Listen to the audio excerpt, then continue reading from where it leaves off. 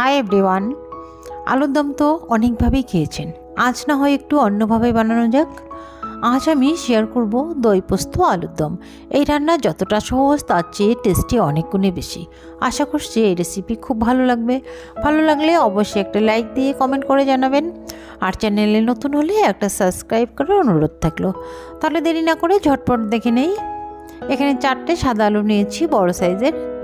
একটা পিলারের সাহায্যে এভাবে খোসাটা প্রথমে ছাড়িয়ে নেব। ছাড়িয়ে আমি একে একে এগুলো জলের মধ্যে রাখবো, তাহলে লাল হবে না। তারপরে আমি কেটে নেব। এটাকে এভাবে বড় বড় টুকরো টুকরো করে কেটে নিচ্ছি। প্রতিটা টুকরোই আমি সমান করে কেটে নেব।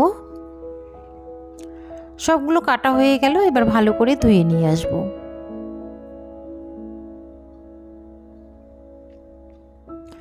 এবার একটা ওভেনে কড়াই বসিয়ে দিয়েছি। এখানে সরিষার তেল দিয়ে দিচ্ছি। তেলটা একটু বেশি দেব, দিয়ে আলুটাকে ভালো করে ভেজে নিতে হবে এই তেলেই। সবগুলো আলু একসঙ্গে দিয়ে ভেজে নেব। আলু দেওয়া হয়ে গেল, এবারে লবণ আর হলুদ দিয়ে ভেজে নিচ্ছি। লবণ আর হলুদ দিয়ে দিলাম। এটাকে একটু নেড়ে চেড়ে একটা ঢাকনা দিয়ে ঢেকে স্লো ফ্লেমে আমি ভেজে নিচ্ছি। এখানে 75% মতো ভেজে নিতে হবে। মাঝখানে মাঝখানে কিন্তু আমি নেড়ে চেড়ে দিয়েছি। আলুটা মোটামুটি ভাজা হয়ে গেছে, লাল লালও হয়ে গেছে। এবার তেলটা ঝরিয়ে উঠিয়ে নেব।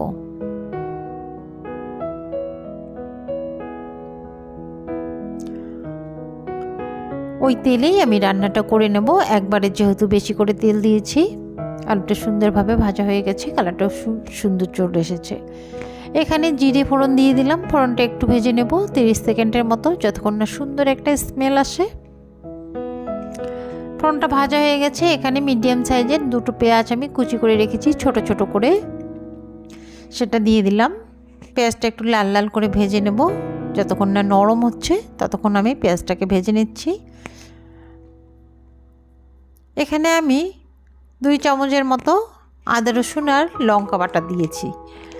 আদা রসুন আর পাকা লঙ্কা একসঙ্গে বেটে রেখেছিলাম, সেটা দিয়ে দিয়েছি। এটাকে ভালো করে ভেজে নিতে হবে যাতে আদা রসুনের গন্ধটা চলে যায়।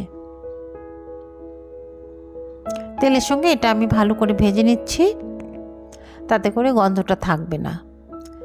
মশলা যাতে পুড়ে না যায় সামান্য জল দিয়ে দিলাম। এভাবে জল দিলে মশলা পুড়ে যাবে না। এখানে আমি স্বাদ মতো লবণ দিয়ে দিলাম, দিয়ে আবারও একটু নেড়ে চেড়ে কষিয়ে নেব। মশলার থেকে কিন্তু তেলটা ছেড়ে দিচ্ছে। এবার এখানে আমি শুকনো গুঁড়ো দিয়ে দিচ্ছি। হলুদ গুঁড়ো দিয়ে দিলাম 1 চা চামচ, লঙ্কার গুঁড়ো। এই কাশ্মীরি লঙ্কার গুঁড়ো এভাবে তেলে দিলে সুন্দর একটা কালার চলে আসে। যেহেতু আমি লঙ্কা বাটা দিয়েছি এখানে, তাই আমি কাশ্মীরি লঙ্কা দিয়ে দিলাম। এতে করে সুন্দর একটা কালার চলে আসবে। এটা তেলের সঙ্গে ভাজা হয়ে গেছে। এবার আমি গুঁড়ো মশলা ইউজ করব। তার আগে আমি দই দিয়ে দিচ্ছি। এখানে 1 কাপ মতো দই আমি ফেটিয়ে রেখেছি, ঘরে বানানো দই, সেটা দিয়ে দিলাম। দই দিয়ে স্লো ফ্লেমে এটাকে কষিয়ে নিতে হবে। দই দেওয়ার সময় গ্যাসের ফ্লেমটা হাই করা যাবে না, তাতে দইটা কেটে যাওয়ার সম্ভাবনা থাকবে। তাই দই দেওয়ার সময় গ্যাসের ফ্লেমটা একটু মিডিয়াম করে রাখতে হবে, তারপরে আবার বাড়িয়ে দিলে হয়ে যাবে। দইটা যাতে ভালো করে কষানো হয় ততক্ষণ অবধি এটাকে কষিয়ে নিতে হবে। একটা সময় তেলটা ছেড়ে দেবে মশলার থেকে। এবার এখানে আমি 3 চামচের মতো পোস্ত বাটা দিয়ে দিলাম। এটা আগে থেকেই আমি বেটে রেখেছিলাম। পোস্ত দিয়ে আবারও ভালো করে কষিয়ে নেব। যতক্ষণ না মশলাটা কষানো হচ্ছে ঠিক ততক্ষণই মশলাটা কষিয়ে নিতে হবে, 5 থেকে 10 মিনিটের মতো। এবার বাটিটা ধুয়ে একটু জল দিয়ে দিলাম। এইভাবে নেড়ে চেড়ে মশলাটা কিন্তু কষিয়ে নিতে হবে। একটা সময় দেখবেন মশলা থেকে তেলটা রিলিজ করে দিচ্ছে, তখনই বুঝবেন মশলাটা কষানো হয়ে গেছে।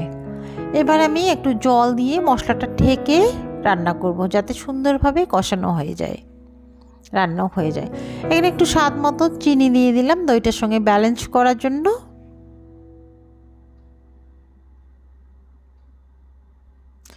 এবার এটাকে ঢেকে 4 থেকে 5 মিনিট আবারও রান্না করছি।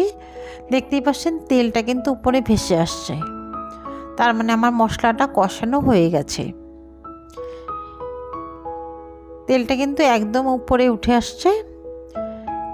এবারে আমি যে ভেজে রাখা আলু সেটা দিয়ে দেব, যেটা রেখেছি সেটা কিন্তু এখানে দিয়ে আবারও নেড়ে চেড়ে কষিয়ে নেব। তাতে করে আলুর সঙ্গে মশলাটাও কষানো হবে, মশলাটা আবারও কষানো হবে, আলুটাও কষানো হবে, মশলাটাও কষানো হবে। এটাকে 2-3 মিনিট নেড়ে চেড়ে কষিয়ে নেব। এভাবে যদি কষিয়ে নেওয়া হয় আলুর সঙ্গে মশলাটা, তাহলে আলুর ভেতরে ঢুকে যাবে, টেস্টটা অনেক গুণে বেড়ে যাবে। দেখতেই পাচ্ছেন খুব সুন্দরভাবে কিন্তু এটা কষানো হয়ে যাচ্ছে, তেলটাও ছেড়ে দিচ্ছে। এবারে গ্রেভির জন্য জল দিয়ে দেব। জলটা একটু বেশি করে দেব, দিয়ে 5 থেকে 7 মিনিট আমি স্লো ফ্লেমে রান্না করব। তাতে করে আলুটা একদম পারফেক্টভাবে সেদ্ধ হয়ে যাবে আর মশলাটাও ভিতরে ঢুকে যাবে। এটা ঢাকনা দিয়ে 5 থেকে 7 মিনিট স্লো ফ্লেমে রান্না করব। 5 থেকে 7 মিনিট পর আমি চলে আসলাম। জলটা কিন্তু একদম টেনে গেছে, এটা কিন্তু ঘন হয়ে গেছে। উপর থেকে আমি গরম মশলার গুঁড়ো দিয়ে দিলাম, আর দিয়ে দিলাম কাঁচা পাকা লঙ্কা, আর দিয়ে দেব 1 টেবিল চামচের মতো ঘি, দিয়ে আর একটু নেড়ে চেড়ে নেব।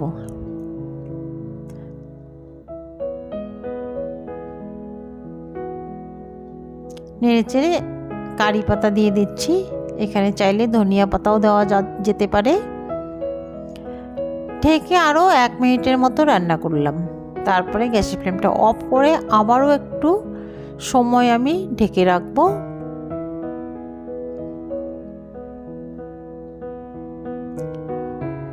একটু সময় ঢেকে রেখে তারপরে সার্ভ করব।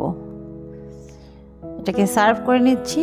এটা ভাত, রুটি, পরোটা যার সঙ্গেই সার্ভ করেন না কেন খুবই টেস্টি। একবার হলেও ট্রাই করবেন, দেখবেন খুব ভালো লাগবে। ভালো লাগলে বন্ধু আত্মীয়ের মধ্যে শেয়ার করে দেবেন, আর কমেন্ট করে জানাবেন কেমন হয়েছে। আজ এ পর্যন্তই, দেখা হবে পরে আরেকটি নতুন রেসিপিতে। আর যারা ফেসবুক থেকে দেখছেন পেজটি ফলো করে রাখবেন। ভালো থাকবেন, সুস্থ থাকবেন। ধন্যবাদ।